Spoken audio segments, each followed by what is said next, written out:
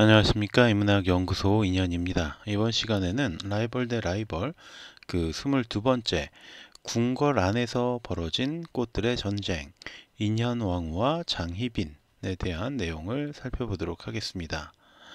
22번째 희대의 요녀 장희빈과 역전의 용사 인현왕후 1. 서인의 지원을 받아 왕비가 된 인현왕후 조선의 19대 임금인 숙종은 1670년 세자 시절에 인경왕후를 세자 빈으로 맞아서 1674년 왕위에 오르게 됩니다. 그러나 인경왕후가 1680년 19살 나이에 천연두로 사망을 하게 되었고 1681년 새롭게 인현왕후를 왕비로 맞아들입니다. 제2차 예송 논쟁으로 힘을 얻은 서인 세력은 인경왕후에 이어서 인현왕후 역시 강력하게 추천을 하면서 왕비에 앉힐 수 있었죠. 다만 인경왕후의 경우에는 어린 시절부터 숙종의 곁에서 함께 했었기 때문에 금슬이 좋은 편이었지만 인경왕후 사후 2달 만에 간택되어서 교육과 왕비 등급까지 모두 해치운 인현왕후와 숙종의 사이는 어색하기만 했습니다. 아무튼 1681년 5월 14일 인현왕후는 그렇게 조선의 국모의 자리에 앉게 됩니다. 특히나 인경왕후가 사망한 지 얼마 되지 않아서 숙종의 승은을 입은 장옥정을 인현왕후는 넓은 아량으로 재입궁시키자고 제안을 합니다. 중인 출신이었던 장옥정은 숙종의 승은을 입었지만 숙종의 어머니인 명성왕후의 눈밖에 나면서 궁궐에서 쫓겨난 상태였죠. 그럼에도 불구하고 인현왕후는 시어머니의 반대를 무릅쓰고 장옥정을 재입궁시킨 것입니다. 임금의 은총을 입은 궁인이 오랫동안 민간에 머물러 있는 것은 사체가 지극히 미안하니 다시 불러들이는 것이 마땅할 듯합니다. 하니 명성황후가 말하기를 내전이 그 사람을 아직 보지 못하였기 때문이요.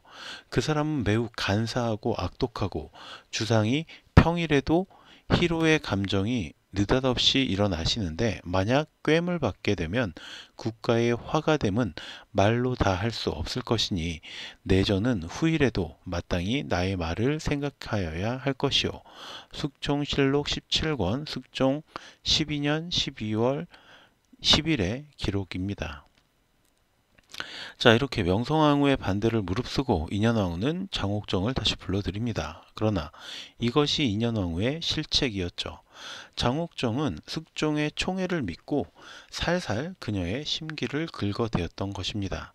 특히나 숙종이 자신을 찾아와 잠자리를 가지려 하자 장옥정은 굳이 인현왕후의 거처인 내전으로 찾아가서 자신을 살려달라고 말을 합니다.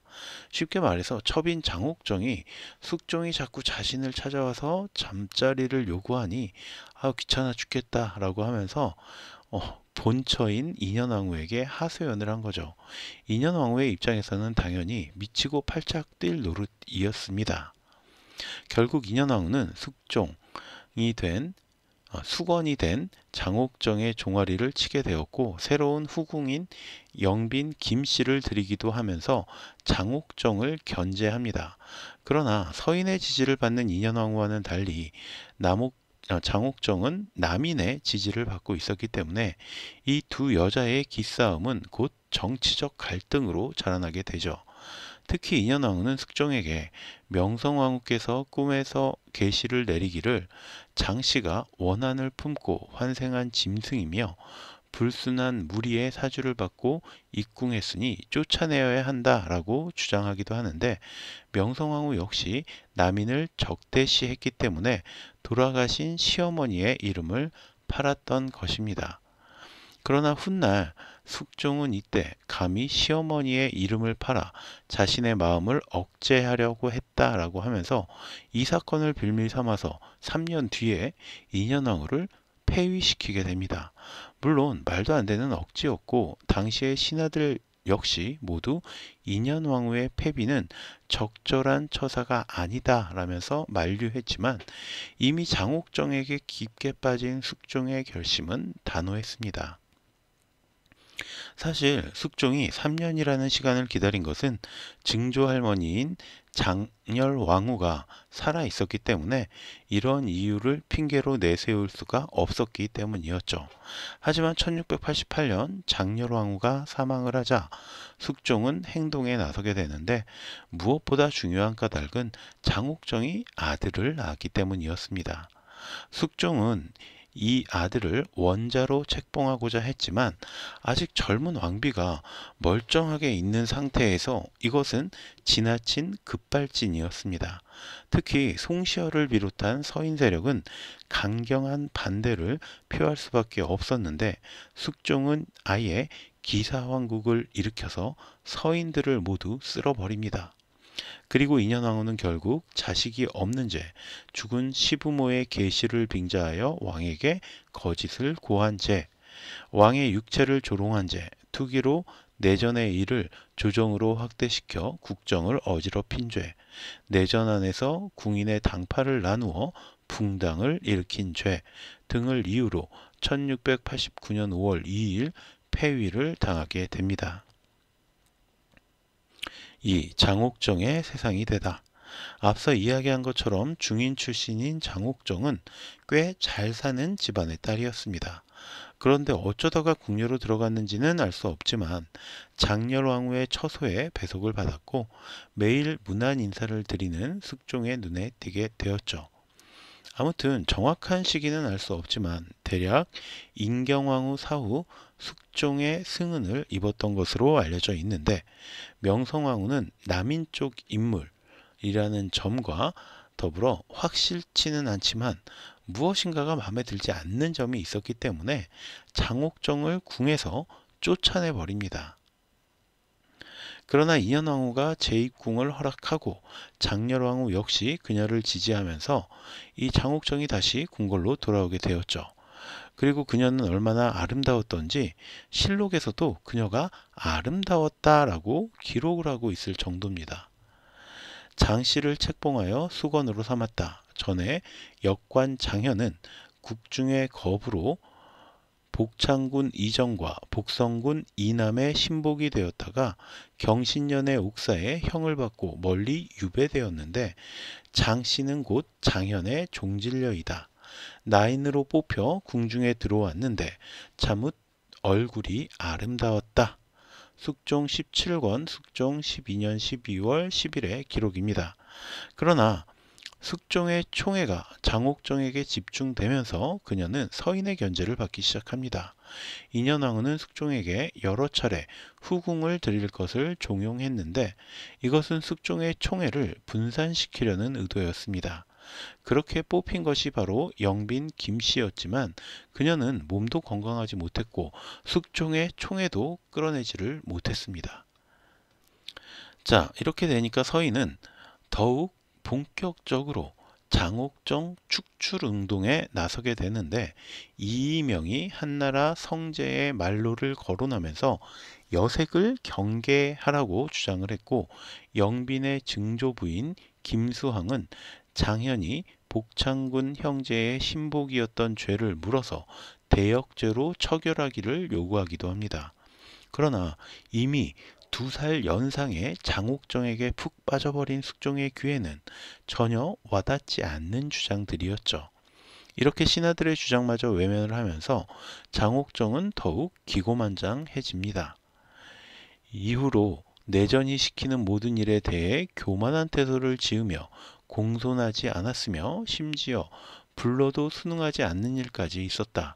어느 날 내전이 명하여 종아리를 때리게 하니 더욱 원한과 독을 품었다. 숙종실록 17권 숙종 12년 12월 10일의 기록입니다. 12월 10일 숙종은 서인 세력의 항소를 무시하고 장옥정을 수건으로 봉작하며 100명의 노비까지 하살을 합니다.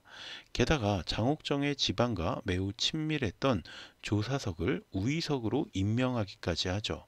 물론 숙종이 단순히 장옥정 가문과의 친분 관계만으로 조사석을 우의정 자리에 앉히지는 않았겠지만 서인들에게 내가 이만큼 이쪽을 힘을 밀어준다라는 자신의 뜻을 보이기 위한 것으로 파악할 수도 있는 문제죠.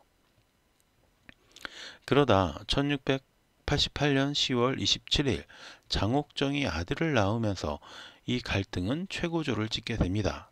숙종의 입장에서는 제위 14년 만에 낳은 아들이었기 때문에 그에 대한 사랑이 남다를 수밖에 없었죠. 1689년 1월 10일 숙종은 신하들의 반대를 물리치고 장옥정이 낳은 아들을 원자로 책봉했고요. 장옥정을 희빈 자리에 책봉합니다. 그뿐만 아니라 그녀의 아버지 장형은 영의정, 조부 장응이는 우의정, 증조부 장수는 좌의정을 추중, 그러니까 죽은 아버지의 할아버지 증조 할아버지에게 벼슬을 내려준 거예요. 하면서 원자의 외가 쪽에 격을 높여 주었죠. 그야말로 장옥정의 세상이 된 것입니다. 3. 다시 역전된 신세. 그러나 승자는 훗날 경종이 되는 장희빈의 아들은 숙종의 강력한 의도로 왕세자가 되는데 왕비가 아직 젊은데 적장자가 아닌 장희빈의 아들을 벌써 원자로 책봉하는 것은 이르다 라면서 반대하던 대신들을 숙종은 기사황국을 통해 축출합니다. 이 과정에서 노론과 소론을 막론하고 왕실의 훈척이거나 또는 훈척에 가까웠던 서인계 인물들이 희생되게 됩니다. 그리고 마침내 장옥정은 인현왕후를 몰아내고 희빈이 아닌 왕비의 자리에까지 오르게 됩니다. 이게 1690년에 발생한 일이죠. 그러나 1693년부터 장옥정은 극심한 스트레스로 인해서 병에 시달리게 되는데 세자의 몸에 종기가 생기자 자신 역시 스트레스로 종기가 생긴 것입니다. 남인의 지지를 얻기는 했지만 실제로 제대로 된 연줄은 아니었기 때문에 자신의 아들과 숙종의 총애만이 목숨줄이었는데 이 아들이 아프니까 스트레스가 극심해진 거죠. 하지만 더 큰 문제는 그 즈음 숙종 역시 새로운 여인에게 빠지기 시작했다라는 점입니다. 바로 숙빈 최씨의 등장이었죠. 최씨는 이후 숙종의 총애를 받으며 얼마 후엔 아들까지 낳게 되었고 이것은 장옥정에게 큰 부담으로 다가옵니다. 장옥정에게는 다행히도 최씨의 아들이 2달여 만에 사망을 했지만 최씨는 또다시 아들을 낳았고 이 사람이 바로 훗날의 영조가 됩니다. 장옥정은 최씨를 구박하기 시작했고 어떤 날은 장옥정의 혹독한 매질에 실신한 상태의 최씨를 숙종이 발견해서 구하기도 했다고 합니다. 게다가 1694년 숙종 20년 3월 23일 당시 우의정 미남은 노론계 서인을 완전히 몰아내기 위해서 숙종에게 거짓으로 그들이 역모를 꾸미고 있다라고 고변을 합니다. 그러나 기민이 오히려 장희제 그러니까 장옥정의 오빠가 돈으로 사람들을 매수해서 최씨의 해산 무렵의 생일날 독약 넣은 음식을 가지고 입고를 해서 독살할 작정이었다라고 역고변을 하면서 숙종의 분노를 이끌어내게 되었죠. 이로 인해서 남인들이 다시 실각을 하는데 이것이 바로 갑술황국입니다. 아무튼 그렇게 장옥정과 그 일파의 남인들이 밀려나면서 숙종도 정신을 차렸는지 인현왕후를 다시 궁으로 불러들였고 장옥정은 다시 희빈으로 강등을 시킵니다. 그러나 장옥정의 추락은 거기서 멈추지 않았습니다. 궁으로 돌아와 다시 왕비가 된 인현왕후는 얼마 후 시름시름 앓기 시작하다가 1년 6개월 이상 고통을 겪고 1701년 8월 14일 승하합니다. 그런데 이 과정에서 숙빈 최씨는 장옥정이 인현왕후를 저주했기 때문에 인현왕후가 사망한 것이다 라고 고발을 하게 되죠.